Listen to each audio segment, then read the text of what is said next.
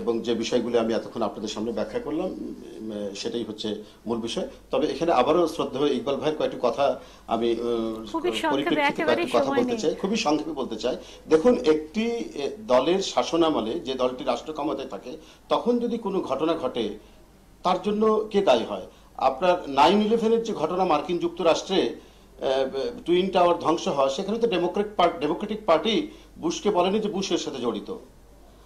আপনার পিলখানার যে হত্যাকাণ্ড যে ঘটেছে বর্তমান শাসক দলের আমলে, এর জন্য দায়ী কি বর্তমান শাসক দল? তারা কি জড়িত আছে?